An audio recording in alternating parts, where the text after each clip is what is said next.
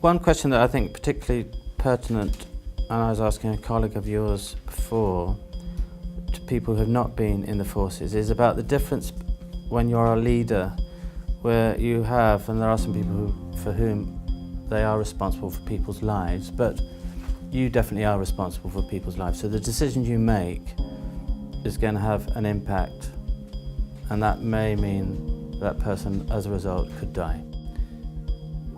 Being out of that environment, how different is the decision you make now that you're not in that environment, where it's not going to mean that someone is likely to die? Or is there any difference at all?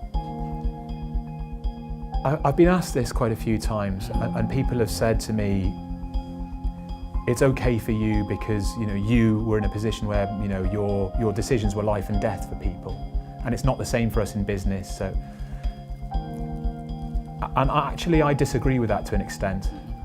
The people who work with me now, I feel as responsible for as I did in the military. I feel responsible for their lives and how they go about things, and the pressure, I would say, and the sense of stress that I feel about looking after them and making sure that they get what they need and what they deserve and what they should have is as important to me and as stressful for me as the situation I would have faced in the armed forces. So to me, yes, okay, it's unlikely that any of them would end up in the same position, potentially, as we were militarily, but the importance to me in my own head and in my own sense is exactly the same.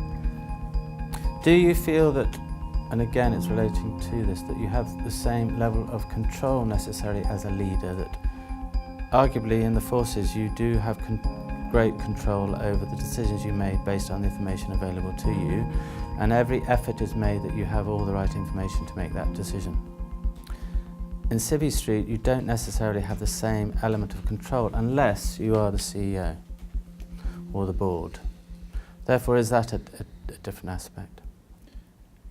Again, I'm not so sure that there are huge differences. There is a perception that the military have all these capabilities out there to understand what's going on, but there is a reason why there's a phrase that exists of the fog of war. Yeah.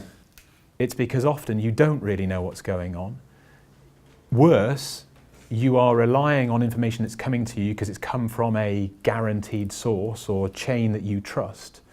And through no fault of their own, actually that information is now either out of date or inaccurate. So you start to enact your plan based on information that is no longer relevant. Yeah.